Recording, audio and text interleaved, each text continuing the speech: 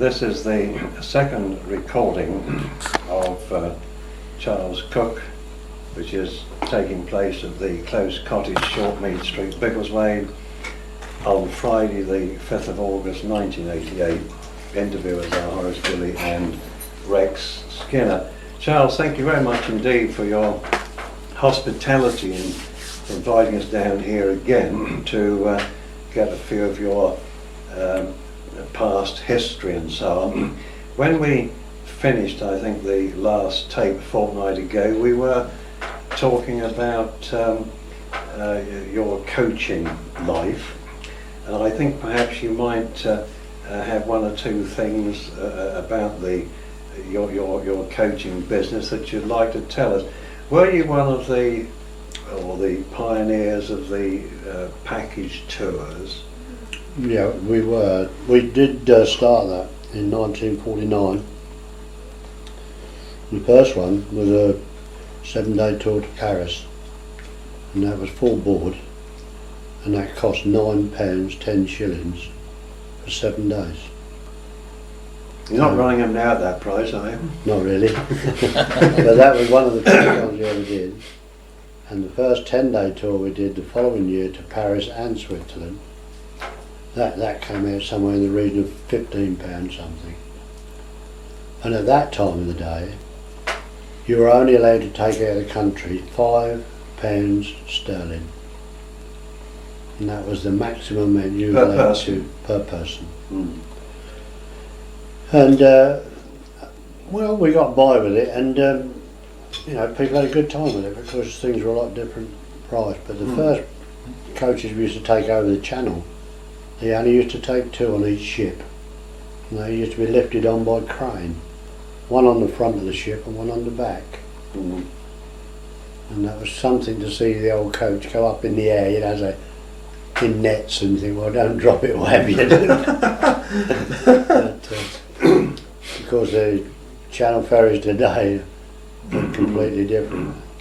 Did you drive the coaches yourself on the original tours? I drove all the first ones. Mm. And every trip was an adventure, really. Mm. And the roads in those days, you had to go from here as far as Cologne, which is over 300 miles, before you got on the first autobahn. Mm. Did you find any difficulty initially when, you know, driving on the other side of the road in these? No, not really, because the traffic was heavy in them days. Mm. And well, it's different driving on the other side of the road, I will admit. Although somehow I prefer it. You soon get adjusted to it. Yeah, it doesn't take me many minutes, sort of, you know, as soon as you come off the ship, to swing to the other side. I only ever went wrong once, and that was when I got back to England. I went to go the right-hand way around the roundabout in Dover. And Did you really? What am I doing? Yeah. You know, that's a long time ago. I've never made any faux pas since then. On it. But these tours abroad, they didn't present in the early days, didn't present any difficulties much to you. I mean, obviously you've learned a lot through experience since then. I mean, you've been to all sorts of countries. The first 2 or 3 I used to book my my hotels through one of the travel agents, Thomas Cook's or Lund Poly.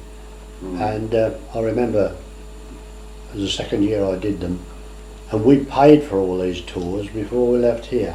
We paid, and they used to give us coupons to hand into the hotel. And we stopped at a place called the Hotel Cloche in Dijon, which was a 5-star luxury hotel in the real old style, magnificent chandeliers and all these things. And the next morning I went to pay the bill, and I took up the coupons and all to pay it with, and they wouldn't accept these coupons. And they said, no, you must pay yourself for the hotel before you leave. I said, well, I can't do that. I said, I've already paid in England. I said, no way am I going to pay you again. And I ain't got enough money for it anyway. I mean, you're talking about a lot of money in those days for 20 odd passengers and their overnight stays and things like that. Well, they said, there's no way we can do it. So he went back and he saw the manager, and he said, the manager came out and said, well, what's the problem? I said, well, your man wants cash. I said, and I've already paid. I said, these are the coupons from Lund Poly. Surely you know, yeah, we know Lund Poly. do you do business with them? Well, yes, we do sometimes. Well, why won't you accept their coupons? Well, he said, we don't do that sort of thing. It's either cash or nothing at all. So they went and had a bit of a chinwag between them, and he came back, he said, where are you going from here? I'm going on to Paris, stop overnight in Paris before I go back to England. Well, there's only one way we'll let you go, he said. I said, what's that? He said, if you'll take 2 sacks of mail to Paris, he said, because we've had a postal strike for 6 weeks, and there's no way can we get our mail to Paris.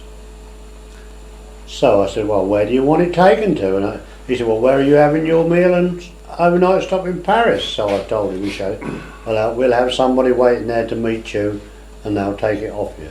And of course that's how we got out of that situation. Have you had any other awkward situations? Oh yeah, another one. I used to bring the people down to Dover, put them on the ferry, the ordinary ferry, and I used to pick them up the other side and go on to Switzerland, you see. Well, doing that, because you saved a lot of money on the ferries, for the freight of the vehicle, you see. And on this particular occasion, I parked up in Calais, a nice little place on the market square there, and well, it used to be a regular stop there, and of course went to bed and all the rest of it, waiting for the next ferry to come in the following morning. 4 o'clock in the morning, knocking on it, Monsieur, please come quickly. I thought, God, what's happened now, you know. Gets dressed and dashes downstairs. You must move your bus from the market square, he said. All the people bring their produce and they have a big market here this month, this day. Well, of course, sure enough, when I gets out there's sacks of potatoes around it, mate. You never saw anything like it. So I said to him, okay, I'll move it. And they weren't interested, you know. No, you can't get out now. I said, I must get out. I need the vehicle to go on to Switzerland this morning. Well, you shouldn't be here. I said, well, there's nothing to tell me that. I don't know that, and I'm a foreigner. So in the end, I moved it. But they really didn't want to move these sacks of spuds around it, and these cabbages, and everything you could mention was on that market square. And in the end, I did get away, and the party arrived, and off we went. Another sort of occasion, I had the same sort of thing that happened in Switzerland. I always used to park up on the market square behind the hotel, and I parked up there this particular night. I get up in the morning to go and fetch a coach, and the first thing is I meet a camel. A camel? A camel in Switzerland, walking along by the lake with this old fellow with his turban, you know. What the devil's that? And as I went round the corner to the market square where the coach was, down came an elephant. And what's going on here? Because when I get up on the market square, there's a circus on the market there for the next 2 days. They'd got their ropes all tied onto the wheels and everything else, mate. That was it. And that day we didn't go anywhere. We had to put out for an excursion until the following day. There's no way they're going to move their tent. So you stopped to see the circus, did you? That's right. And another interesting time, I was in the first time we ever went to Czechoslovakia. I told you we were the first English bus ever to go through the Iron Curtain once it was opened up. And I went to a place called Domažlice, just over the Czech border. And I pulled up there, and of course you're the centre of attraction. I mean, well, there's no cars, no nothing. There were in them days a few old farm carts, tractors and so forth. I mean, the Czechs were very, very poor, well, they still are. And I parked up there, and this lady came up to me. She said, what are you doing, and you know, all the rest of it. I explained to her what we were doing. Anyway, we were there about an hour, and then we went off and got on with the job. Well, the following year, I went back again to Czechoslovakia, Domažlice, and parked up on the market square, and this lady came up and she said, I remember you from last year. She said, how long are you stopping here? So I said, well, I suppose I should be about an hour, hour and a half. Don't go until I come back. When we got the passenger and that, she turned up, she come back. She said, I kept that for you, I knew you had come back. And there was a picture in the Czech newspaper of my bus the year previous. That was very nice, wasn't And it? she'd kept it, but the Czechs are like that. The friendliest of people. Yeah. I was on Prague Market Square, me and the wife, with all the passengers had gone, to have a look round. And I just locked the coach and I was just going to walk away from it. And I could see this little tubby fellow running across the market square he was towards this coach of mine. And he come up there all out of breath and said, Bickleswade, he said, Bickleswade. I said, yes. He said, do you really come from Biggleswade? I said, yes. Are you sure you come from Biggleswade? Because on the back of the coach, he said. I said, yes, I do. He said, I was there in the war. Do you know George's Hall? I said, yes, I know George's Hall. So he said, we had many dances there, he said. You That wouldn't was believe strange, it, wasn't would it? you? No. And he was thrilled to bits. Mm. But when you get to the border in there, in those days, it's still the same, I think. You pick up a guide. Yeah. And that guide stays with you from the minute he gets on the bus at the frontier till the minute you drop him back at the frontier, 10 days later, whatever it might be. Yeah. And this fellow his name was Charlie, funny enough, and we nicknamed him Czech Charlie, and I was the English Charlie and all the rest of it. Charlie Knapp his name was, and I always think, and I'm sure, he was a spy. A real one, I'm Yeah. sure of it. He was head of the national canoe team of Czechoslovakia, and he's got a girlfriend in London who was also a Czech, and he came over to Wesley when I was Wesley. He came and stopped with me for a fortnight. I had to get special permits to get him over to say he was coming to live with me and all the rest of it.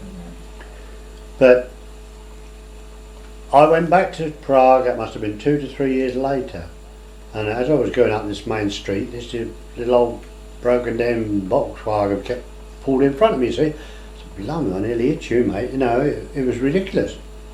Anyway, I swung round and went past him. I thought, he must be crackers. And he'd done it again. And then I had to stop because we'd come to a road junction. And out jumps Charlie. Oh, Charlie, he said, I was not going to let you go away without me seeing you again. Yeah, it's amazing, because one English coach there, everybody noticed it. Yeah. Because there were so few English coaches doing it. Did you find any trouble with the language in these? I mean, obviously, if you're Well, I in used to charge- get very well away with German, because the German troops were all over Czechoslovakia and Poland, and the German language I used to get on well with, and most of those you could find somebody that spoke a smattering of German. Mm. But another interesting thing, when we was routing this to do these Iron Curtain countries, we went to London to the Czech embassy and all the rest of it, and ran with it. We took a car and a caravan to start with, me and the wife, and I pulled in through the Iron Curtain. I mean, it's a frightening experience, or it was a frightening experience. You come from West Germany into the area and you see nothing, then you come to an electric gate. You don't see a soul, that electric gate's open, and you drive through it and the electric gate shuts, and you go on to another border. But all the time, all you could hear it was getting dusk and it was raining, and all you could hear, the old Alsatians howling, really howling, and my wife, I don't think much of that. So that's all right. Anyway, we got the next gate, nobody there, not a soul, mate. Up goes the barrier. Green light comes on. Well, do they automatically go up? Yes. And then your green light comes on and you go through, and that barrier comes down. So you're through 2 electric barriers, and then you go in again, and then you come to their frontier. You wonder whether you're ever going to get there, don't That's you? right. So anyway, we did the formalities and one thing and another, and we drove to Prague that night, and I'd got this little caravan on the back, and I'd got a little map telling me where the caravan park was just outside Prague. But as I say, it was pouring rain. We got right into the centre of Prague, and all that was running was few trams and a few buses, because everybody goes by bus or tram. They've got no cars. I mean, up the streets you see hundreds of them walking. They've got no transport. So I said to Annie, I said, well, I'll go and see this bloke and bus driver, and he'll tell me the best way to get to this caravan park. So I had a word with him, and he could speak a smattering of German, and he said, he's trying to explain. I said, no, I don't really know where, I couldn't really go by those directions. He said, oh, just a minute, and then he went in his bus and he had a word with his passengers, he said. And he came out and said, follow me. And he went off his bus route to take me to the caravan park 2 miles down the road. Did he really? Yes, he did. He went off his route, and all the passengers agreed he should, to show us where we'd got to go. But the hospitality in Czechoslovakia and Poland is utterly fantastic. Utterly fantastic. Yeah. So I wish you'd got a little bit more of in this country, don't you? Really? That's right, yeah. But they're so nice, the people. That's super. But then, I mean, you can go on with these stories. There's so many of them Mm. that have cropped up over the years. I came up over the Brenner Pass one night from Italy. We'd come up from Milan and right across northern Italy, up over the Brenner Pass. And in those days, you had to get everybody's passports and take them all in to get them stamped.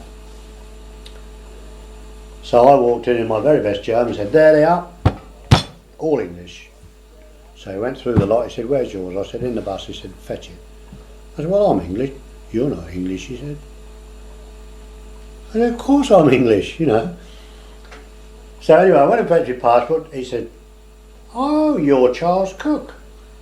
I said, yeah, that's right. So he said, well, you married my best friend's sister.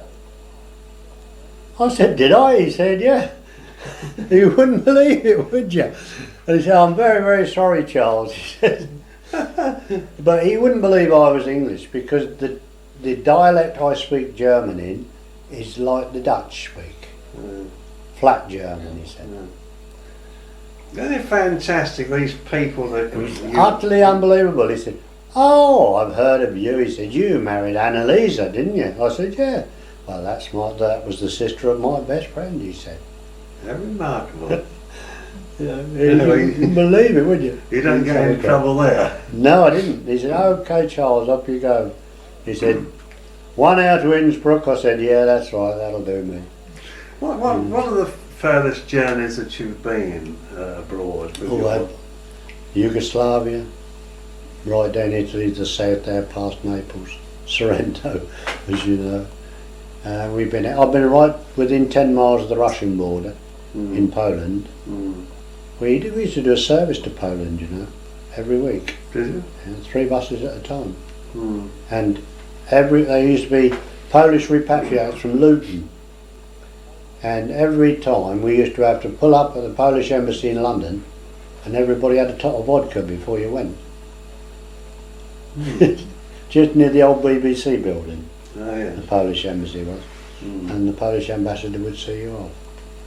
Looking back in your lifetime, Charles, are you pleased that you went into the coaching business, or looking back in retrospect, would you probably have rather done something else? Oh, well, I'll tell you what I wanted to be when I came out of the army. I wanted to be in the police force. Did you? Yeah, because I was grade 3 when I come out, and no use to them. I would have loved to have been a detective. Always fancied being a detective. I don't know why. Well, you read Saxon Blakes when you were younger. No, not really. No, I didn't. I didn't used to do a lot of reading fictional stuff. But I always thought, you know, I'd get in the police force and I'd like to be a detective. Do you like these detective things on television? And Yeah, Columbo I love. Columbo. I think he's fantastic. You can have a new raincoat, I think. That's right. Something fairly soon. Now that's what I wanted to do. Yeah. Because fate threw it on, and that's something else I believe in, fate. Well, I think that's right. You decide. Anyway, your life's made out for you from the day you're born. That's right. Anyway, you've made a big success of your coach business, and as we said in our last meeting, you started from nothing. Well, that's right. Yeah, we did. And you know, all power to your elbow. Now, another thing we did touch on in the previous tape was your war service and so on, and I don't know whether perhaps there may be anything else you want to add to that at all. Well, not much more I can add really. I think we got as far as D-Day, didn't we? That's right. And I think we went all through your injuries and all that sort of thing. yeah, I think you did. Yeah. Well, let's now, Charles, go on to your council work particularly. When did you first become interested in council activities? I mean, you've been a county councillor, you're presently Mid-Beds councillor and a town councillor.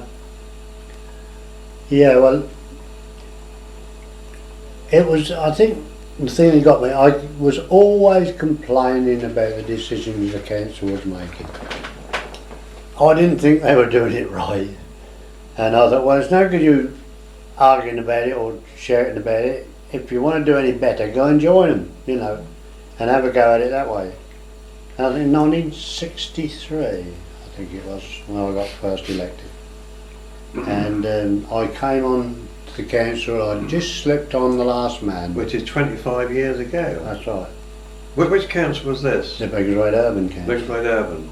Urban District Council, that was. Who were the councillors on in those days? Well, you had Rex Huckle, you had Arthur Butcher, Horace Gale, Frank Killeen, Because Dudley Redman and Bonus. Walter Cooper, they Who? left. Bonus. Arthur Bonus. Yeah.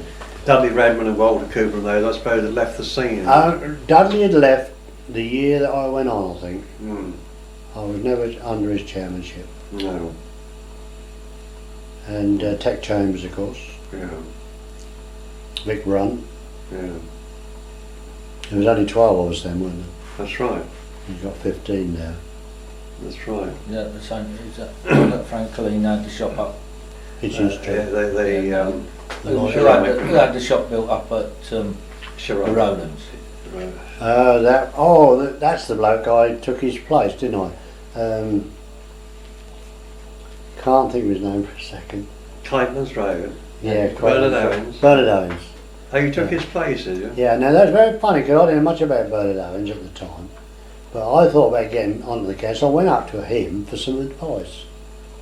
And I said, Bernard, I'm talking about putting up for the council. Thinking about it. So he said, well, I wouldn't do that if I was you. So that's what I'd like to get on if it's possible. I just wondered if you could give me any, ideas of what I should be doing and things like that. Well, no, not really, he said. Of course, it turned out that he lost his seat and I took it. That was ironical, really, wasn't it, when you Right. think about it? But, I mean, no fault of mine. Oh, no. And but that's what actually happened. Mm. And I got on, I just scraped on by about 10 votes, something like that, when I was the bottom man. And I was on there about, 2 years.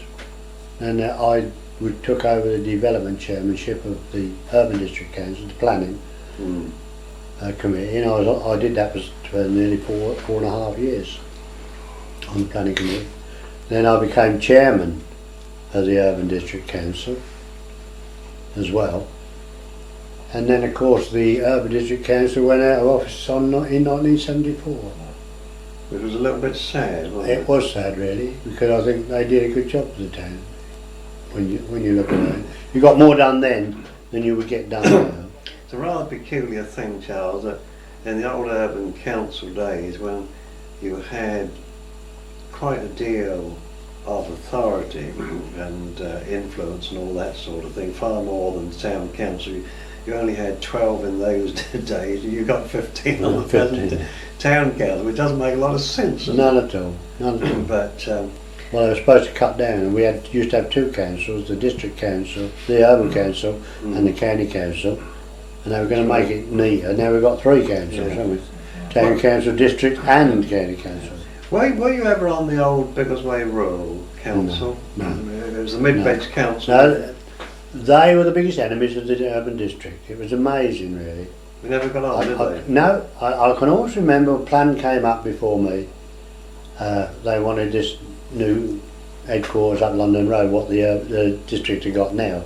That was the old urban council chamber, the rural council chamber.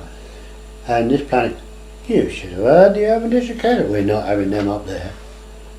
I said, well, why? What's the matter with it? It's a headquarters in Biggleswade, why not? And that Biggleswade Rural, we're not having them here. But anyway, they won the day and they did get it. But you wouldn't thought there was the enmity like that, would you? Well, But it was. I can never understand this with council. We're probably digressing a little bit, but my thoughts are, for instance, that the Mid-Beds Council and the County Council, they never appear to be the best of friends. Today, Oh no. you know, and by and large, I mean, it seems to be all silly really, because by and large one ought to have quite a deal of cooperation amongst all your councils. You'd be working for the benefit of the people. Because you should be working for the benefit of the... Well, that's another big reason why I've always been an independent. You see, when it becomes political, you can't do or say what you want to say. But I can walk in any council meeting and I can say what I think the people want, not what a political party wants. Now, that makes a big difference. It's rather remarkable, Charles, that with no political tag, that you've polled as well as what you have in local elections. It's rather remarkable. In the last 3 lots of elections, I topped the poll for the county, the district and the town, all in 1 year. I topped the poll. And I did that on 3 different occasions. But as you say, it is, but it's only a personal vote that everybody knows me. And I get as many Labour votes as I do Conservative or Liberal votes. Would you, I mean, you've had a lot of experience in local councils and so on. Would you say that there are not a lot of things, there obviously are some, but there are not a lot of things which need be political? Well, I don't think so. But the county council today is so political. This is the reason I. But I mean, came there are very few things that need be political. I don't think they need be. No. No. No, I don't. It's what I've always thought that. I mean, I was on the Langford Parish Council for, I don't know, about 25, 26 years, and I never remember hardly any occasion when anything was political. You could turn it into something political. Yeah. If you want, because you can turn anything into Oh yeah, you something can. political. You can. And they do. That's right. More so now than ever, actually. Mm. But they are. As I say, the people that have come out to me and said, yeah, I like what you said, but you shouldn't have said it. And it's a fact. Yeah. I've had that said to me dozens of times. And the people who have said to me in the county council court, I wish I was like you, could come in there like that and say what you say. I said, well, why don't you? Oh, well, No, throw us out. That's right. The party would throw us out. That's right. I said, well, that's it. And I said, that is why you all know now why I'm an independent. Mm. And I've been asked, I was asked to join the old Labour Party at one particular time, a long time ago. And I've been asked to join the Tory Party, but I will not do it. No way will I join them. I'm quite content doing what I'm doing and going to the town and say, look, if you want me, I'm here. If you don't want me, you'll have to get rid of me. I think it's generally It's really accepted, Charles, that local councils are nowhere near as good as they were years ago. I know it's one of the things that's always said, things were Yeah, well, never they're not as good local anymore, are Right, they, you but see? Now, if that is so, would you say that the decline in the workings of local councils is due to some extent, if not to quite a large extent, to the political angle? Yes, that's exactly what's happened. In other words, what I'm really It's killed saying it. is it your opinion that politics has done very little to enhance local government? No, it hasn't. It has not one little bit has it helped local government, Yeah. being so political. Do you ever find that being an independent ever creates, in council work, ever creates difficult situations for you? For me, Mm. only on the county council I used to find it. I mean, when I as an independent at that particular time, there was 83 councillors on the county council. They were made up of two groups. The Liberal and Labour together, they had 41 seats between them, and the Conservatives had 41 seats between them, and I was the only independent. And it was amazing how they used to try to get me to go one way or the other. If there's any big debates on us, first thing I did when I got into the council chamber, hey, what are you doing on so-and-so today, Charlie? I said, I'll tell you when it comes up. You know, and this is a fact. Yeah. And I showed you paper, didn't I, the other day, when the next time I got on the council, there were two independents. And we actually moved and got the budget passed. Two of us. You couldn't believe it, really. It's an incredible situation, isn't it? But when you think about it, I've done, as you rightly said, you can't believe how well I've done being a loner. That's right. Because on the county council, as I told you, they were all heavily political. But I ended up on the county council. I was chairman of the police complaints committee. I was chairman of the new thing that Lord Scarman brought out, the police. No, not police protection. It was liaison committee. I was found the chairman of that. And how did I get that job as an independent with all these political things? But when the first year I was on the council, oh no, there wasn't no place for me. I'm sorry, mate. I said, well, I want to go on the planning committee. Oh no, that's all booked. That's all booked. And I had to go on two committees that they couldn't get anybody to go on. And that was a fact. Incredible situation, isn't it? But towards the end, you know, they began to think, well, he ain't too bad, I suppose he's doing his job and all the rest of it. And I'll tell you, I did. I ended up as, I had two subcommittees and a committee on the police committee. Who are some of the, you've been in local government now for 25 years, who are some of the best councillors that you remember? The best county councillors? Waney councillors, who you think have been outstanding and made a good contribution to local affairs? Well, everybody's got a different tact, a different way of doing it, you know. But I think when you look about service and things like that, as Horace Gale, as far as this town's concerned, he's done a terrific man. And Arthur Butcher, of course. Although I could never understand it, but Arthur was never really liked. I've never really understood why. I know there was a bit of problems with him and Curly at the time, Curly Bonus at the time, but that was all their love life from years gone by, you know, and things like this. But and on the county council, I used to admire that chap White, he used to be chairman of the Environmental Service Committee, and I used to try and model myself on him a little bit. Angus Brewer was another fellow, a doctor from Luton. He was another very good councillor on there. But there were so many lefties on there that were very dangerous people, you know. They really were. I mean, I heard one get up one day and he said, if we don't get what we want, we should take it. They were so anti everything, you wouldn't believe it. And but as I say, there was some very good councillors in there. Mrs. Smith, I always thought, was a very, very nice councillor. You could always get on with her. Very nice personality. Which Mrs. Smith? Mrs. Smith up London Road. Oh, Cyril's. Cyril's wife. Oh yes. She was very, very nice. Mrs. Blaney was another lady we had up there. She was very, very nice. But they were all hard work, and they did it for nothing in them days. Yeah. Of course, now all these perks come in and things like that. And they were talking about paying councillors. Well, I don't believe in it. I just don't.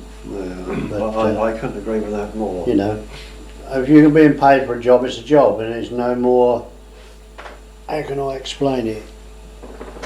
I mean, anything I can do for Biggleswade, I'll get a kick out of it. I felt me taking my buses abroad, you'll see Biggleswade right across a big Union Jack, and to me it's amazing the amount of people that have seen them buses abroad. And That's right. I always look upon public service as being a duty. well, that's right. And You either want it or you don't as a want it. duty and a privilege. That's right, yeah. And it's something that you should be proud of. And once you start getting paid, Well, I also have been proud of it. once you start getting paid, it's a job. That's right. Well, this is what I've said all the way along. And I think that when that happens, then one's on the slippery slope. But anyway, I think you came off the county council. I believe that I did 8 years on the county council. I think by and large, I remember you had a chat with me long time ago. I think you'd had about enough and joined the county council. You could be there from 10 o'clock in the morning till 10 o'clock at night and you ain't done nothing. I Because was of, arguing about points of order and... because of the split council almost even. Well, the frightening part about all that is a council that spends all their rate money. That's right. It's frightening really to go and see what goes on there. And I've said it many times, if the honest general public went to more council meetings and watched what went on, I'd know which way to vote. That's right. That's right.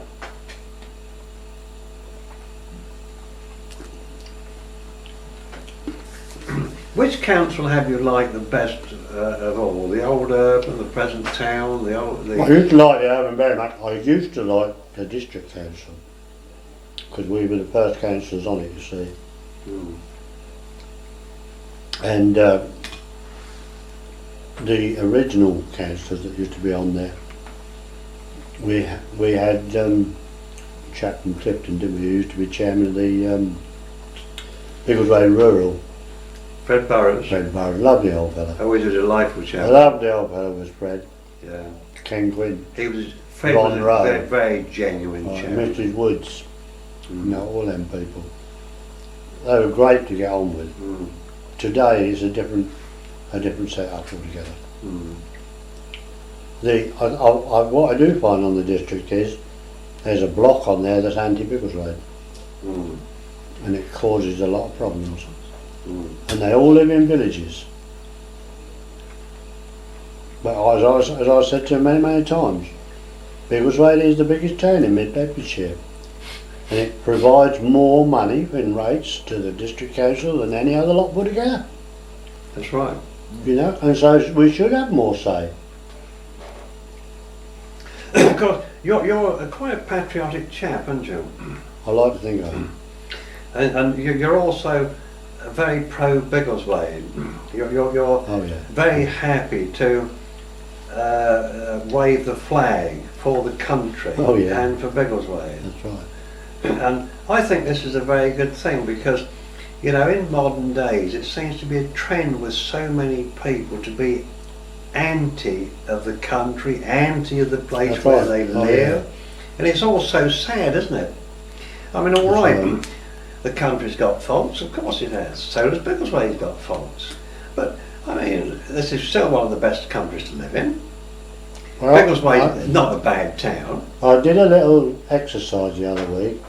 I done the bus service to Stevenage Mm. for a week. And when they used to get on at Stevenage and say, where you going? Biggleswade. I used to say to them, stock word, great little town, isn't it? Yes, that is, mate. Wouldn't we know where else? And it was amazing the amount of people that said that to me. I never heard one person knock it. And I must have said that I said that to 100 people that week. No, I'm always, you know, very grateful that you stand up for Biggleswade because I do myself. Well, I believe in it. And I do a bit of flag waving, which I think is quite a good thing. Because by and large, Biggleswade has got a lot to offer and has offered a lot in the past. Well, I can't see much wrong with Biggleswade, to be quite honest. It's quite easy to make comparisons with other places, but there is still I tell you what, there is still in the town. There is the old Biggleswaders and the new ones, and still is. Well, there's bound to be this in Well, most that's right. places now. Because we're a different generation. That's right. Right. That's right. Different outlooks. But there's a lot of delightful people in Biggleswade, isn't there? I think so. I mean, you know, I've got, and I'm sure both of you have, you've got a tremendous lot of I tell you what, friends. I have a lot of foreign visitors come here. A terrific amount. And I tried very hard one time to build a hotel here. Did you know? But I didn't get planning permission for it. Now, had I done that, I would have built this town with French and Germans. Mm. And my plan was to go over there, pick them up, bring them over here, leave me for a fortnight in my hotel, and then go out every day somewhere That's right. on tour, because I couldn't get it. The So that shame, would have been good for the town. Shame They're it all didn't. spending money. shame it didn't happen. That's right. Shame it didn't But happen. because there, underneath that hotel, would have been this place, about 10 times as big, would have been a town centre for people to come and meet and talk to the Germans, to the foreigners, have a drink with them, and set up. That was one of the big disappointments I had. That's why I bought all them old shops, from Mrs. Rouse's right up to Midland Bank. They were all mine at one time, you see, and I bought them specifically for that reason. But they wouldn't give me planning permission, and this is why when I hear some people say, well, you get everything you want, I thought, yeah, I'm sure I don't. Because when you're sitting on a planning committee and your thing comes up, you can't say a word about it. That's right. And yet I'll go and fight somebody else's case. That's You, right. you don't win all the battles in life, do you? No, you don't. Yeah. How do you see Biggleswade, Charles, say in 20 years' time? What do you think is going to be the plan Well, I think we're going to be a town of about 25,000 people by that time. in 20 years' time? Yeah, within 20 years' time. And where do you think all the development is going to absorb all the... Well, without a shadow of a doubt, it's all going to the east. From London Road right down almost to Sandy Hills. It's all going to come. You know that anyway. Well, I would have Without thought asking so, me, but it's but it all is. interesting what... because by and large, I mean, I don't have any ground there, but by and large, it seems to be the obvious place. What we've got to do, if we want this development, and this is what has an appeal coming off shortly, because they got turned down for theirs up Nursery Close and down there, and I should go to that appeal. I'm saying Biggleswade will take the development if you give us the new roads to do it, but you cannot push that amount of traffic onto Potton Road, Drove Road, the That's right. Bork, St John Street. They can't take it. Exactly. So what you want is a new relief road, bottom end of Potton Road that goes right through to Dunton Corner. Then all that traffic that comes in from Potton that's going out to London don't need to come through Biggleswade at all. That's right. The traffic from Nursery Close and the those can all come onto that and spill out. And that road needn't cost a ratepayer a farthing. But you know, when you think about planning and overall structure, haven't they been so short-sighted? I mean, they've been so concerned with infilling within the town limits, and by and large the road network just won't take it. I mean, you take No. that development Havelock Road, they've either got to That come was up another St John one that Street, I argued about. down- Of course, we've thrown it out. that's right, the Dowels, That's another one. I said the county surveyor should not allow that until the junction is altered at the bottom of the dell. that's right. But what has he done? Nothing. And that's the same down near Keeler's. I always said that should have a roundabout there. That's right. It keeps everything flowing. That's right. By the time you start now, 20 minutes before you can. Anyway, we were dealing with council, and I suppose that planning, and I know you've been very interested in planning, Charles, because you've been Well- chairman of the planning committee, but I think it's quite relevant to what we're talking about when I, was mentioning what you think Biggleswade is going to be like in 20 years' time. Yeah. I mean, you'd like to see Biggleswade develop. Yeah, but my biggest disappointment is this Gloucester Sorrow business at the moment. Mm. I mean, there was a lovely scheme out for that which brought in 11 new shops and a supermarket, which took in Bonds Lane and all through the New Inn Yard and the whole complete caboose, which in my opinion would have been very, very nice. Have you ever seen the plan of that? I haven't seen the plan, I know where there is one, because I mean, if we've said so, pedestrian precincts. But it was a picture of it. It was great. It was Biggleswade. A higgledy-piggledy roof lines, you know, and a clock tower in the middle, and it looked Biggleswade Market Square. And one of the greatest achievements I've made, I think, is the resiting of the War Memorial and the position it's in. I did get my way over that. well, And this year, I mean, it looks a treat. We've got the British Legion colours in flowers, blue and gold. That's And right. and But that really, you see, those sort of things, when you talk about flowers and British Legion colours, it's all a question of pride, isn't it? that's right. And unfortunately, They're right. not enough people have got pride in the I think one town. of the what I really marvel at is, you know, all the trouble we've had on the Market Square. They've never ever touched that memorial. Mm. You very rarely see a tin can on there, or rubbish. Very rarely. So let's go on now to the various positions that you've occupied on various councils, and it could well be that there's quite a few interesting experiences that you've had, funny experiences and all sorts of, on local councils. Yeah. Well, as I said, I was on the Urban District Council right from the 1963 onwards, and right up until 1974 when it was turned into the District Council. And from there I did 4 years as Chairman of Planning Committee of the Urban District Council. I was Chairman of the Urban District Council just before it went out of turns, and one of the last things we did was to leave a big bill for somebody else to pay on the new sewage works, because we knew without the new sewage works Biggleswade couldn't have any development.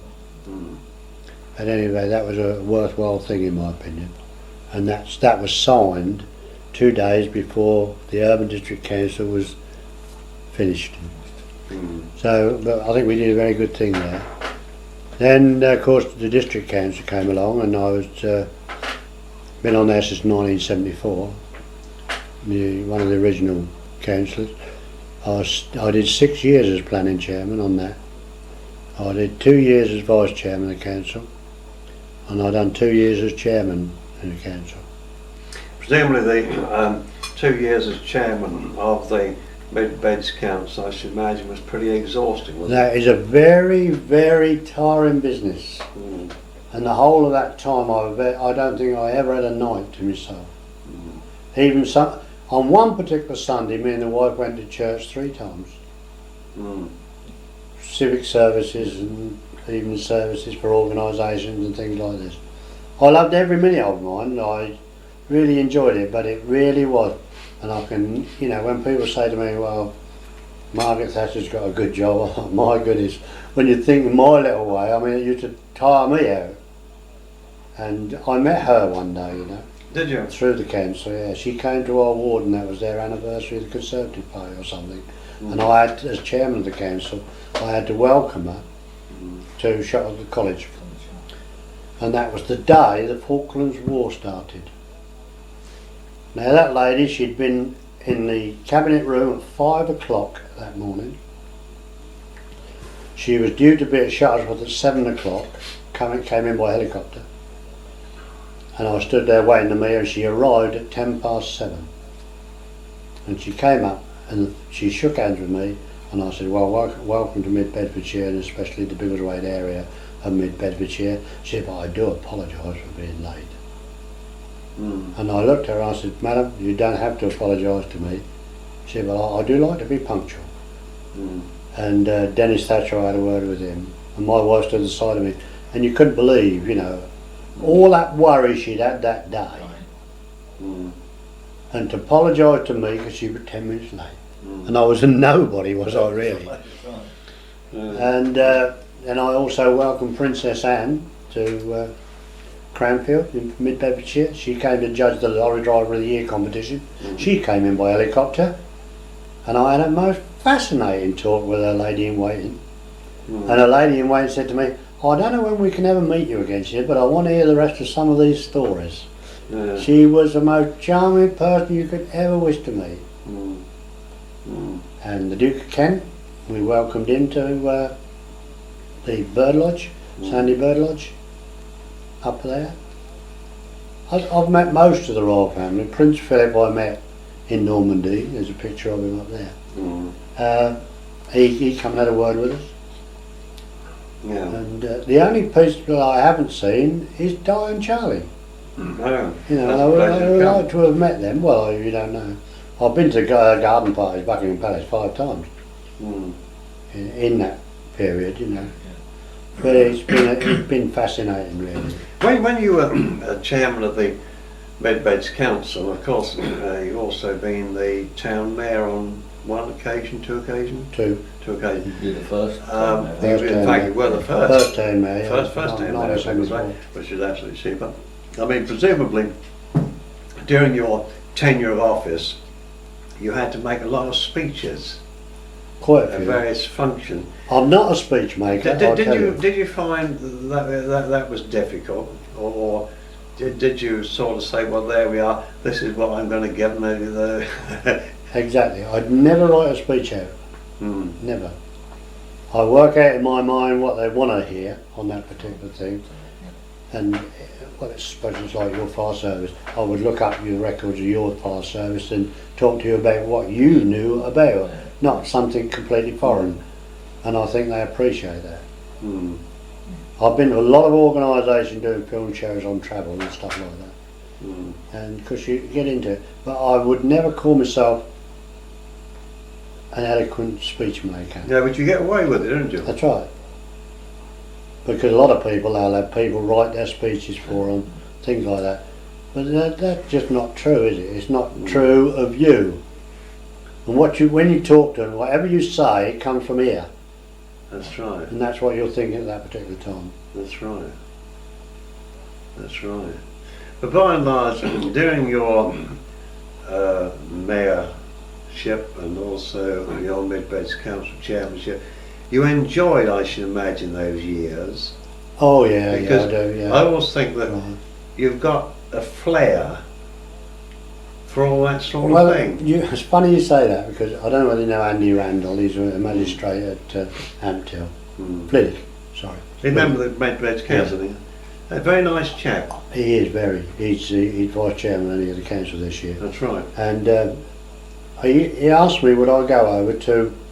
They've got some spastic kiddies they were giving a party for it one Sunday afternoon. I said, yeah, I'll come over.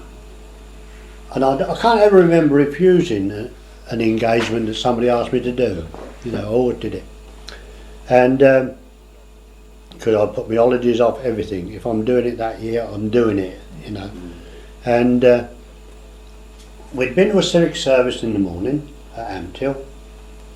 And then the afternoon I went down to it, and Andy was at the civic service, and we'd got quite a lot of high-ups, you know. And Lord Pym I used to get on very, very well with him, Francis Pym. And he was there, and we would sit there chatting and one thing, and 2 or 3 real high-up people, Duke of Bedford. And I sat there talking to these kids, and I sat there, and one come sat on my knee, you know, and I was talking to her, and we was eating a mince pie and a cup of tea, and Andy ran and said, you know, I can't believe you. I said, what are you talking about, Andy? He said, I've seen you, I've watched you, he said, many, many times. I said, what for? He said, it doesn't matter who you're with, whether it's royalty, a judge, high ranking officer, or a little old kid in the street, you can sit there and chat to him. He said, I can't do that. Hmm. That's why I don't think nothing of it, Andy. We're all people. That's right. And that's how I do it. You go to the toilet, you go to the toilet, I go to the toilet. You drink, I drink. We all do the same things. You're no different. That's right.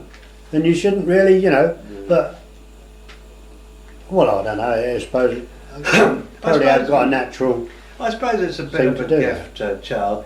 I've always found, as far as I'm concerned, I never find a great lot of difficulty in talking to all different types of people. no, I've never That's found right. it very difficult yeah.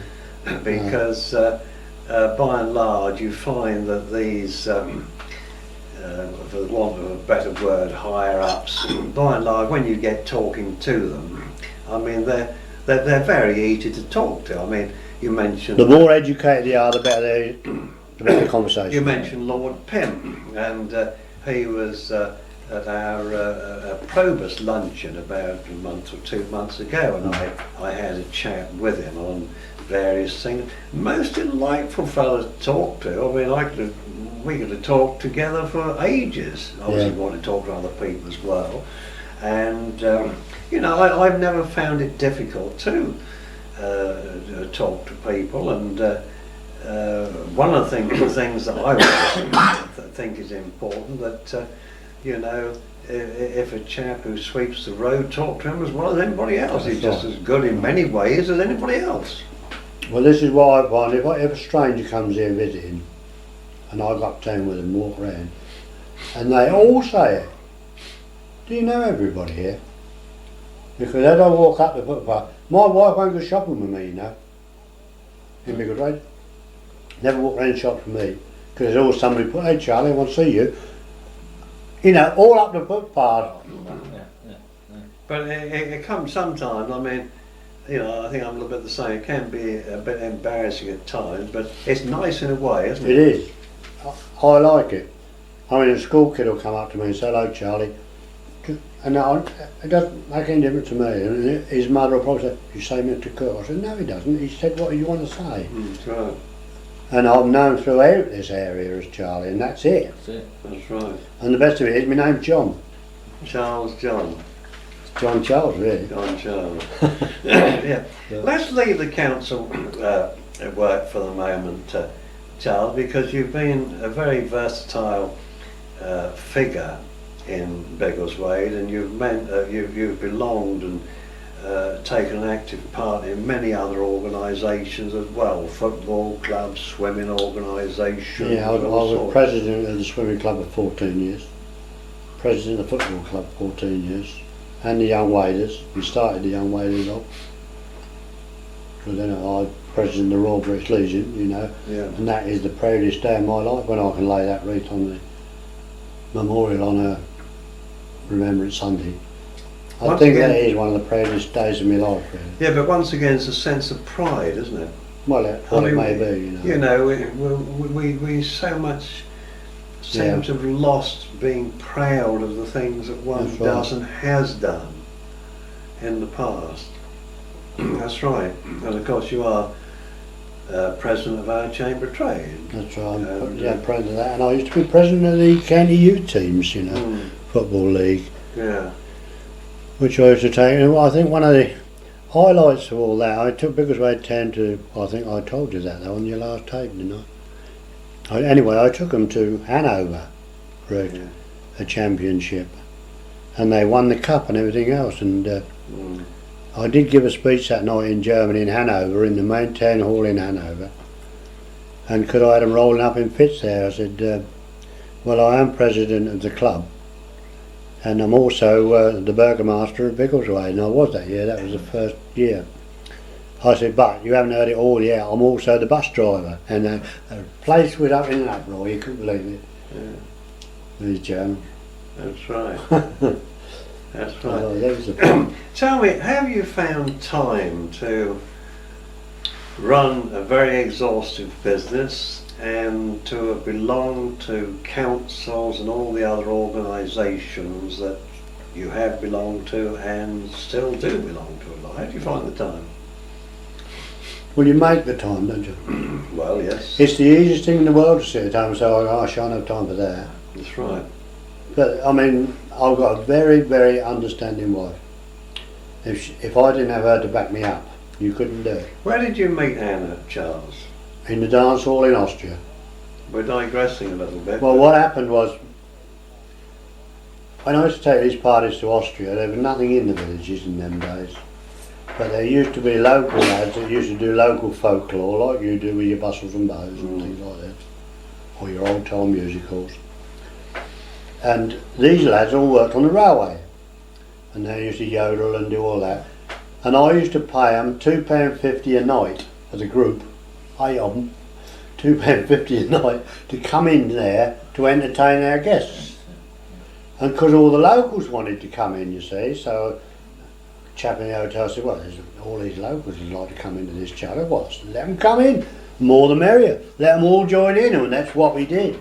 Because I'm better known in that village than I am here in Bickleswade. I mean, everybody, when I go back, oh, you're still about in Charlie, you know, and it's amazing. Mm. And I went to this one night, I don't know, I've been there somewhere having a drink, and I came back and they were all enjoying themselves. And I saw this girl sitting in the corner. They talk about love at first sight, and I looked at her and I thought, I'm going to marry that girl. Straight away. No argument about it at all. And she couldn't speak a word of English, and my German was next to nothing. I thought, well, how am I going to ask her to go out for a walk with me? And I had to go back to the hotel bloke, ask him to write it on a bit of paper, and I handed it to her. And that's how we first got started. Did she go out for a walk with you? Yes, she did. We went alongside the river, and we come over some stepping stones, and I fell in the river. You fell in the river? She was quite funny, that was. You She must did. have been in love, Charlie, mustn't you, to fall in the river? I slipped on these stones, that's what it was. But, no, it was a love story that, you know, you read about in books, really. Did you get married in her country? No, we got married here. You got In married? Bickleswade. Oh. But no, without her help, I couldn't have done it. Mm. I mean, she never complained when I went away 2 or 3 weeks at a time with the buses, and Mm. she stopped. I mean, it was a strange country to her then, wasn't it? Mm. When I was away, Mm. but she always knew it's for her benefit as much as was mine. Yeah. Does she enjoy better health than what she did? Well, she's had a rough 2 or 3 years, but Mm. she ain't too bad at the moment. Let's put it that Yeah, way. that's right. How long have you been married now? 25 years. We had a doings the other week. So when you An first anniversary the other week. you got married and went on the council about the same time, did you? 25 More or less, years? yeah. More or less. Yeah, that's right. Let's come, Charles, to the final part of our recording, which has been most entertaining at Wrexham. Now, in your you have already mentioned royalty that you've met over the years. Now, I feel pretty certain that in your lifetime you've met many other people as well. I believe that you were telling me on holiday last year or whenever it was, you met one personality. What was it from? Oh, Jack Duckworth, him, up there. Yeah. From the Coronation Street. He's in Coronation Street. Yeah, he is, yeah. He's quite a character, you know. Is he? That man, he started work tarmacking on the roads. Yeah. He's been doing the mines. He's really roughed it. He's really had a hard time. He's a very, very good singer. Is he? Yes, he's done. I've got a tape upstairs somewhere of him singing. Then we've had virtually all the Anglia people here. That's right. How do you get on with those? Very, very You've good. had Christine Webber. Christine Webber. Every year, if you see her on the television, it's Christine Webber and the other two, and Caroline Aldry Mm. and the other little one. They always wear a spray of poppies, don't they? I send them every year from Biggleswade, British Legion. Do you? Yeah, I do them up as sprays and send them to them. Yeah. Because you got on very well with them, didn't you? Oh, very, very well indeed, yeah. Mm. Because on the district council I got on well with a lot of them too, because I used to meet her there. And Yeah. I went to the East of England show one day. Who come Charlie? Oh, it's my old boy, I've got to come and see him, and that was Christine Webber. You know. No, I do. I get on with all of them actually. Yeah. I know you got on very well with the. I know when I was page boy at the Regal, we met old Will Hay the day he come and opened it. 1936 or 37, wasn't it? That's right. He come and opened that. That's right. He did.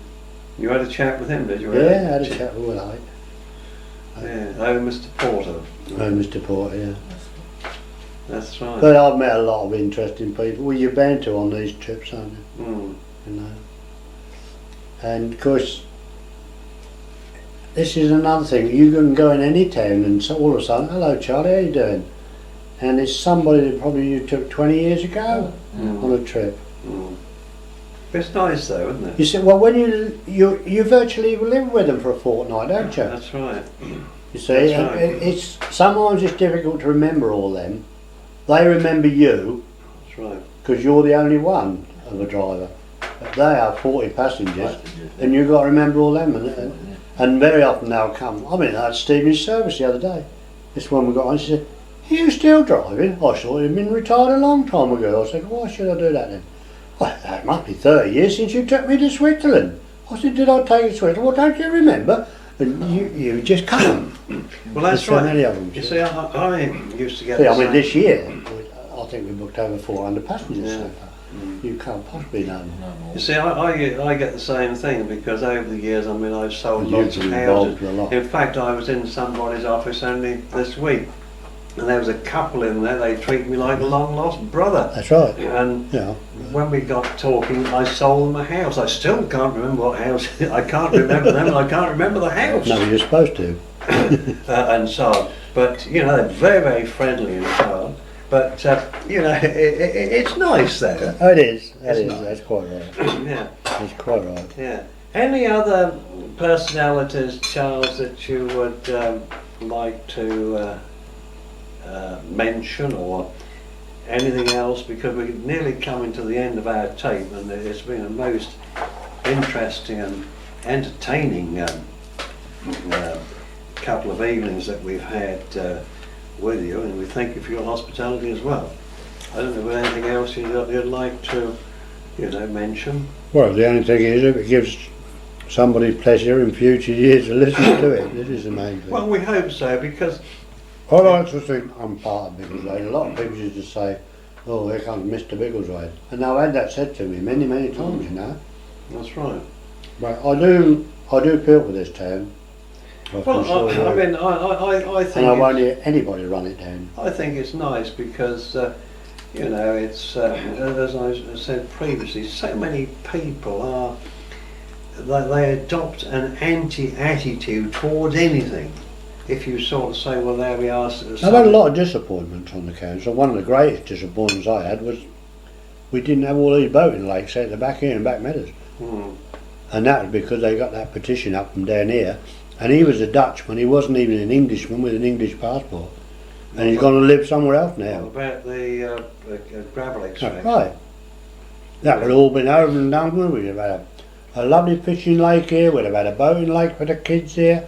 And it wouldn't have cost a right bad nothing, we got it all tied up. Yeah, Mr. D. Schmidt. Mr. Smith. Yeah. Well, I think this is a pattern of life, Charles, really, isn't it? I mean, you Yeah, but the have- people that opposed it and all the rest of it But have gone. That's right. But life is made up of this, isn't it? I mean, you get your successes, you get your Oh, yeah, failures, yeah. things you succeed at, things which go down the drain. We blow bubbles in the air and all sorts of things. Some come up and some don't. But that's the rich pattern of life, isn't it? Yeah. You, as I said before, you don't win them all, but we win some, don't we? Yeah, but I would have liked to have won that one because that would have been great for the town. That one. What? Finally, Charles, what ambitions? You're getting now to retiring age, I'm past retiring now. past retiring age. Now, none of us can foresee what the future may bring. Good job we can't. But what thoughts have you got for the future? I shall carry on doing what I can do as long as I can do it, to be quite honest. I couldn't be just a person that retired and packed up and did nothing. I would go to sea immediately, I think. Mm. You know, I must be doing something. I love this garden, for instance. That's another thing I would like to do done, landscape gardening. Mm. But I think one of the most saddest things when But I don't plan too much for the future because you never know what it's going to be. that's right. So I live on borrowed time.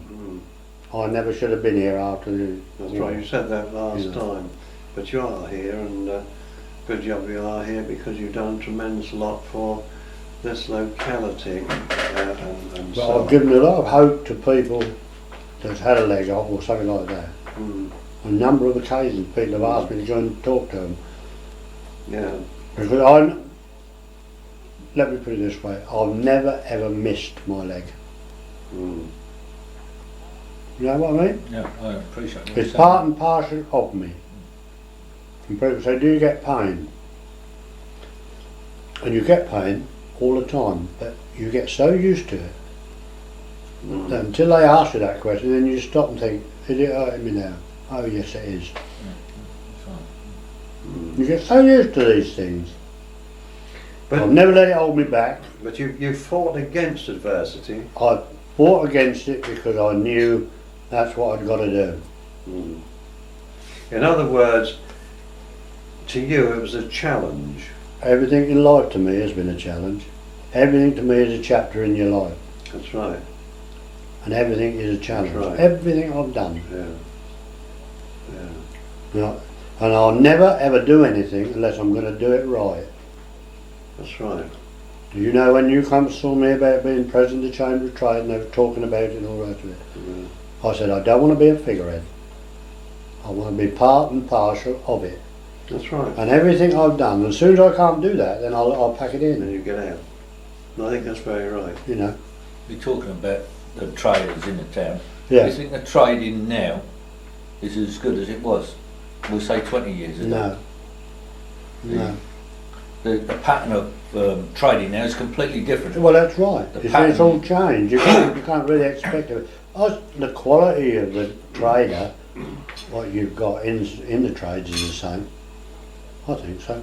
Yeah. The ones that are left, But the shopping is different. that's right. It's all different. You see, There's no, you there's always no have personality shopping. now. No, There's no personal sort of no, service. that's right. No. You could go into, we'll say, old Ori Matthews, Up the road, Horace yeah. Matthews.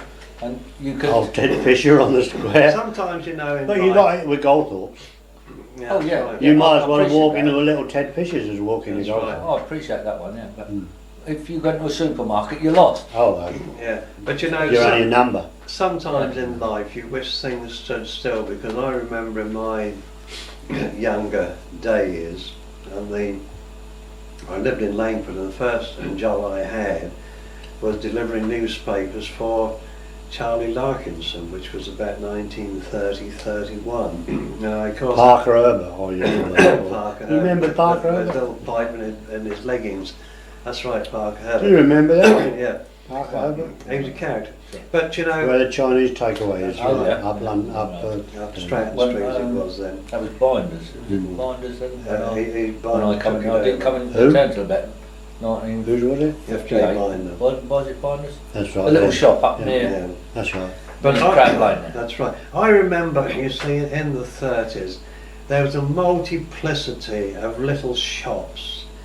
They were quaint little shops, they had quaint fronts. A few of the people who were the proprietors were a little bit quaint. But there was something which was absolutely fantastic about them, Yeah. because it was personal service. When you went in, you meant something to them, you were a potential Well, customer.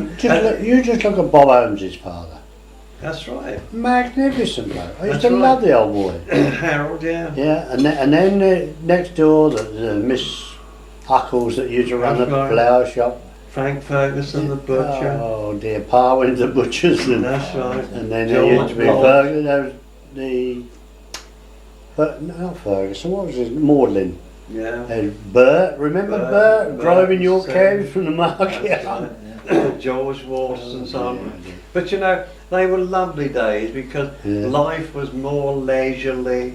You know, there wasn't That's the congestion on the market square. That, Was that You have another today. Waters' shop? Was that actually owned by Waters or was Oh, that yes, just Yes, ours? yeah, it's That where was a chap the named- yeah, where Budgeons Rex. is now. Yeah, Rex. perfect. Perfect, that's it. Did Yeah. up the avenue, didn't he? That's what he still does. But you know, they were delightful days. Delightful days. Oh, When really. I remember as a kid coming over from Langford, Joe walking Dobson. over to look at the shops at Christmas, to see You know, the quaint little You tins. talk about the shops at Christmas. Do you know one of my greatest delights and the shop I used to love to go to? Dead opposite Elphick's. They used to have a toy place upstairs. That's right, With Toy the old Arcade. Hornby trains. And I used to go up there. I would come out straight out of school, up Elphick's and watch these trains going round. Never could have afforded one, but it was fantastic. It was like a wonderland, really, wasn't it? That's Up them right. rickety old stairs. Yeah, talking about going upstairs, do you remember Drysdale, the photographer? He went up out the stairs. Yeah, And dusty, so- dirty old hole, wasn't it? That's right. I've got a photograph of what he took of our Right, family yeah. somewhere So around there. I have got some more pictures, yeah. But you know, there's something refreshing about all these old shopkeepers That's right. and times, weren't they? You know, and you could spend hours talking. Well, we about- organised a lot of things when you think, I mean, look at the royal wedding thing we done that time. Fantastic, wasn't it? That's right. Then we did the Silver Jubilee, didn't we? That's With right. all the kids' mugs and... Yeah. I've still got ours. Have you still got Yeah, them? yeah, and 2,500 on But that. you know- 5 shilling piece. Yeah. That's still in that wrapper, Yeah.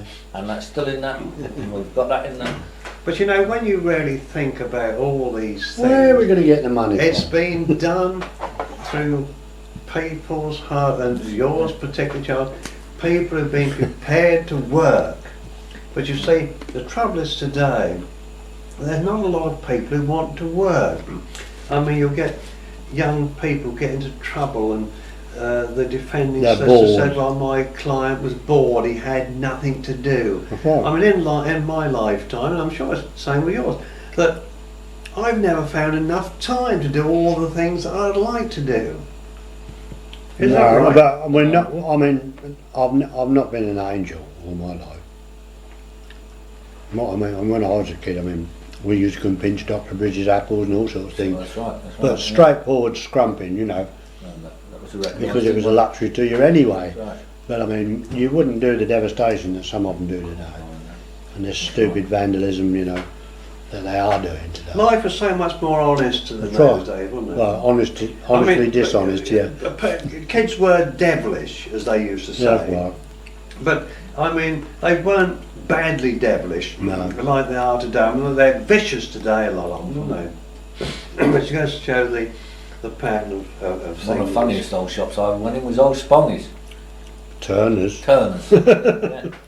He knew where everything was. He didn't know what. That part in the corner and he was Was it Aspro who went to work there and he tied the place up and Turner gave him the safe? Because he couldn't find anything. But there we are, we're digressing quite a bit. Anyway, Charles, we're very grateful to you for entertaining us on 2 evenings. I hope you've enjoyed it, Oh, actually. because you know, it's been nice to hear what you've got to say, and we've had nice little chats together. Thoroughly enjoyed it. I'm sure you have, Rex. And well, there we are. We hope, well, we feel pretty certain you won't rust away. No, I don't think so. You'll die in harness. We hope that's many years. I also had a few years ago I would die on the road somewhere. Well, there we But when are. you talk of the millions of miles I've been, you know, Mm. Anyway, the good Lord's been on your side for some part of the way. well, as I told you, it's all fate. That's right. When the time comes, it'll come. That's good. Anyway, we're very grateful to you, Charles. Thank you very much once again for being. Well, as I say, it's my pleasure. I only hope it gives somebody pleasure in the future. Well, it will do. doesn't it? The object of it is to not necessarily sort of bring it to people now, but in 10, 20, 30, That's right, 40, yeah. 50 years' time, people we hope will play these. We won't be here. They'll play these, and I they'll started the first travel agency in Bickleston. and they'll Cook's Road Travel. a lot of things you've said will absolutely be fascinating. Mm. Because looking ahead 30, 40, 50 years, you just wonder what things are going to be like. Right. Anyway, we're very grateful to you, Charles. Thank you very much indeed, and for entertaining us. And My pleasure. we hope that the tapes, I'm sure they I- will give some. You must have got to get by now. I like company. Wherever I am, in any part of the world, Well, we've I go in a local beer hall, pub, anywhere, and talk to the local people. anyway, I love it. we've enjoyed coming along as well. So that is really super.